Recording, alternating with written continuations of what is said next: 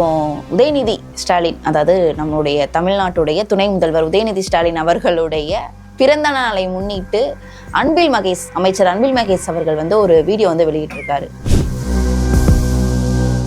உதயநிதி இளம் தலைவராக உருவெடுத்து வருகிறார் அப்படின்னு சொல்லியிருக்காங்க சார். இந்த விஷயம் உங்களுக்கு எப்படி இருக்கு? காமெடியா தான் இருக்கு.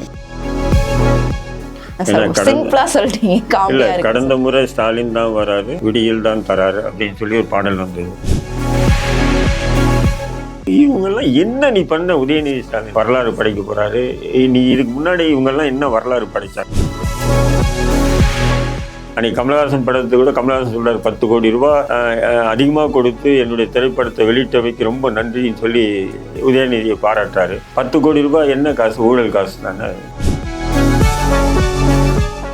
இந்த துறையில சாதனை படிச்சிருக்காரு. இருக்கக்கூடிய சிறுவர் சிறுமிகளை அவர் போய் விளையாடுறாராம்.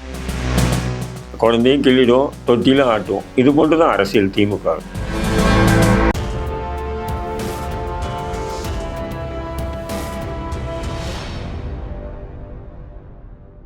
யூ தமிழ் நேயர்களுக்கு வணக்கம். நான் உங்கள் பிருந்தா சங்கர். இன்று நம்மோடு சிறப்பு விருந்தினராக இணைந்திருப்பது ஊடகவியலாளர் தடா ரஹீம் அவர்கள். வணக்கம் சார். வாங்கம்மா. இப்போ உதயநிதி ஸ்டாலின், அதாவது நம்மளுடைய தமிழ்நாட்டுடைய துணை முதல்வர் உதயநிதி ஸ்டாலின் அவர்களுடைய பிறந்த நாளை முன்னிட்டு அமைச்சர் அன்பில் மகேஷ் அவர்கள் ஒரு வீடியோ வெளியிட்டிருக்காரு. வரலாற்றை படைக்க இளம் தலைவர் வருகிறார் அப்படின்னு சொல்லிட்டு ஒரு காணொளி ஒன்று எக்ஸ் தளத்துல பதிவு செய்யப்பட்டிருக்கு.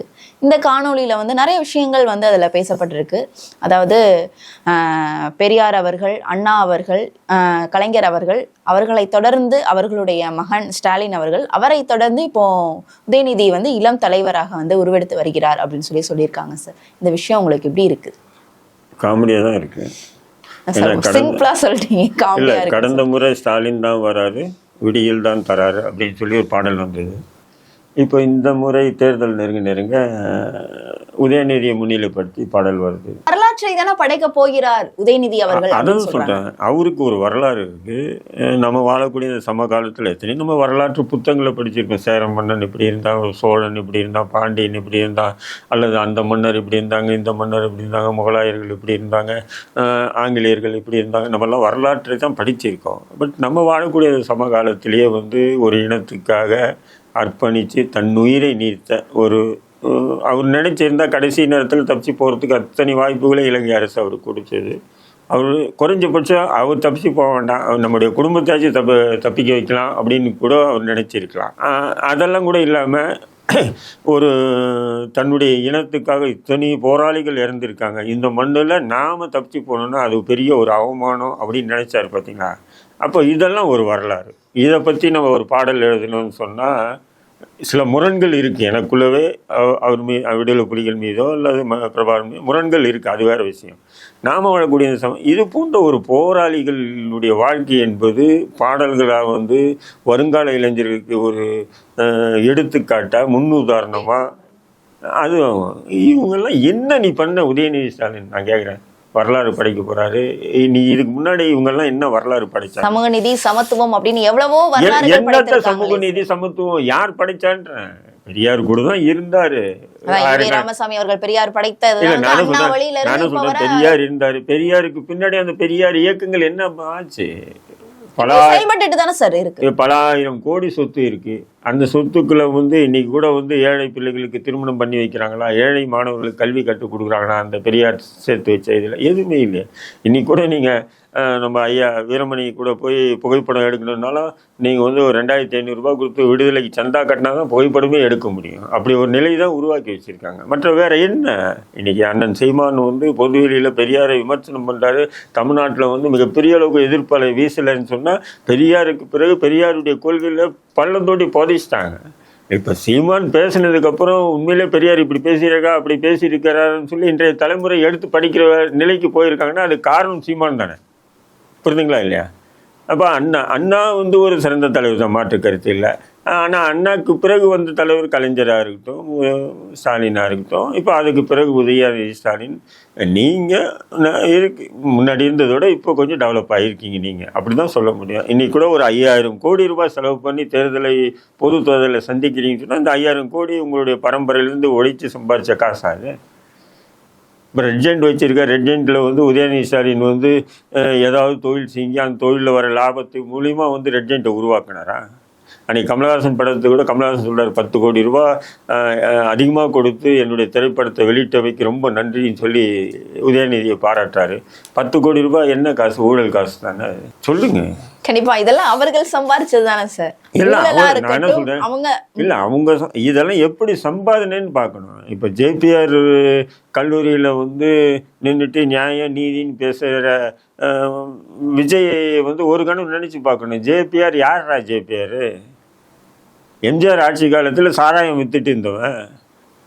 சாராயம் விற்று சம்பாதிச்சு அதன் மூலிமா கல்லூரி தொடங்கி கல்வி தந்தையானவர். அந்த கல்வி இதில் அந்த கல்லூரியில் நின்று நம்ம நீதி நியாயத்தை பற்றி பேசணும்னு நமக்கு மனசாட்சி இருக்கணுமா இல்லையா? அப்போது நீங்கள் நியாயத்தை பற்றி பேசுகிறேன்னு சொன்னால் எப்படி ஏற்றுக்க முடியுன்றேன். அயோக்கிய கூடாரத்து மேலே நின்று நியாய ஒளி வாங்க வாங்கன்னு சொல்லி கூப்பிட்ற மாதிரி இருக்கு. கண்டிப்பா சார். என்னதான் இருந்தாலும் இப்போ அவர்கள் வழிமுறையில இப்போ இவரும் ஒரு சாதனை படைத்து இளம் தலைவரா வந்து உருவெடுத்துட்டு வருகிறாருல்ல சார். உருவெடுத்துனா என்ன உருவெடுத்து? அதை உருவெடுத்து வராருன்னு சொன்னா தன்னிச்சையா வரணும். இல்லை தன்னிச்சையா வரணும். அப்பா வந்து தாத்தா வந்து திமுக தலைவரா இருந்தாரு. தாத்தாக்கு பிறகு அப்பா திமுக தலைவரா இருந்தாரு. பின்னணி தான் அவர்களுக்கு. இப்ப அவர் செய்யக்கூடிய விஷயம் உருவெடுத்து வரலாறு படைக்க உருவெடுத்து வராருன்னு பேசக்கூடாது. வரலாறு படைக்க உருவெடுத்து வராருன்னு சொன்னா உருவெடுத்துன்னா யாருடைய தெய்வமின்றி உருவெடுக்கிறதுன்ற பேச்சு. இப்ப எனக்கு பிறகு என் புள்ள வரான்னு சொன்னா அது அவன் வந்து அது இல்லை, அது என்னுடைய செல்வாக்குல என் பையன் வரான்னு தான் சொல்லணும். இருக்கா இல்லையா? அப்போ நான் என்ன சொல்றேன், இப்போ வந்து அவர் அன்பில் மகேஷ் ஏன் அப்படி வெளியிட்டு இருக்கான்னு சொன்னா அவரும் நண்பர். அவர் அடிக்கடி பேசிக்கிறார். நானும் அன்பில் இப்படி வாடாப்படான்னு பேசிக்கலாம் அப்படி இப்படின்னு சொல்லி சிறு வயது நண்பர்கள், குடும்ப நண்பர்கள். அவங்க அப்பா அன்பில் மகேஷுடைய அப்பா வந்து அன்பில் போய் அவரும் ஸ்டாலின் நண்பர்கள். இப்படி அது ஒரு போதும், அது குடும்ப ரீதியான விஷயங்கள் போதும், அது நமக்கு தேவையில்லை. அப்படி இருக்குது ஒன்றும் தவறு இல்லைன்னு வைங்க. இருந்தாலும் வந்து என்ன சாதனை படைக்கிறாரு, என்ன சாதனை படைக்க போகிறாருன்றது தான் கேள்வி. ஆக இந்த பாடல் வந்து வெளியிட்டு உதயநிதி ஸ்டாலின் கிட்ட இன்னும் கொஞ்சம் நெருக்கமாகலாமே தவிர வேற ஒரு மாதிரி ஆக போகிறது இல்லைன்ற. கண்டிப்பா சார். அது மட்டும் இல்லாம மக்கள் மத்தியிலேயே ஒரு சில கொஸ்டின்ஸ் எழுது. என்ன அப்படின்னா, உதயநிதி சாதனை படைக்கிறார், இளம் வயதிலேயே சாதனை படைக்கிறார் விளையாட்டுத்துறையில அப்படின்ற மாதிரியான ஒரு சில தகவல்கள் எல்லாம் வந்து மக்கள் சொல்றாங்களே, இது உண்மைதானா? அந்த என்ன சாதனை நீங்க சொன்னீங்கன்னா சொன்னா நான் சொல்ல முடியும். இந்த துறையில வந்து சாதனை படிச்சிருக்காரு. விளையாட்டுத்துறையில உலக அளவுல இங்க இருக்கக்கூடிய சிறுவர் சிறுமிகளை வந்து விளையாடுறாரா? இல்ல, குழந்தைகள் விளையாண்டுட்டு தானே சார் இருக்காங்க. ஏன் உதயநிதி ஸ்டாலின் வந்த பிறகுதான் உதயநிதி குழந்தைகள்லாம் விளையாடுறாங்களா? அதுக்கு முன்னாடி அதிக அளவுல வந்து குழந்தைகள் வந்து வெளியில வர்றாங்க, இவர் மூலியமா தான் வெளியில வர்றாங்க அப்படின்ற தகவல் தான். எப்படி நான் பிஜேபி சொல்லிக்கிறது இல்லையா? நாங்கள் ஆட்சிக்கு வந்த பிறகு தான் பாருங்க நெடுஞ்சாலைத்துறை எல்லாம் எவ்வளவு சிறப்பா இருக்குன்னு. இதெல்லாம் எப்படின்னா காலத்தின் சூழல்கள். அந்த இது சாதனை இல்ல ஒவ்வொரு சூழல் வரும்போது அது வளர்ச்சியை நோக்கி போயிட்டு தான் இருக்கும். புரியுதுங்களா? பிஜேபி வந்ததுனால சாலைகள் பெருசாகலை. சாலைகள் வந்து நெடுஞ்சாலைகள் எல்லாம் வந்து விரிவுபடுத்தணும்னு எப்போ போட்ட திட்டம், அதே இவங்க ஆட்சியில் முடிவுக்கு வந்திருக்கு. அப்படி தான் சொல்ல முடியுமே தவிர அதுக்குன்னு இவங்க ஆரம்பித்து இவங்க முடித்தது இல்லை. இப்போது இது சந்திரனில் போய் நம்மளுடைய ராக்கெட் போச்சு அப்படின்னு பிரதமர் பெருமை கொண்டார். பட் அது அடிக்கல் நாட்டியது எப்போ, அது அதுக்குண்டான முயற்சிகள் எப்போ, அப்படி தான் எல்லாமே பார்க்கணுமே தவிர இவர் ஆட்சியில் தான் வந்து இவ்வளோ சாதனை, இதெல்லாம் சாதனையே பார்க்க முடியாது. இவன் உதயநிதி அந்த இடத்துல உதயநிதி இல்லைனாலும் குப்பம் சிப்பம் யார் இருந்தாலும் அது நடக்க தான் போகுது.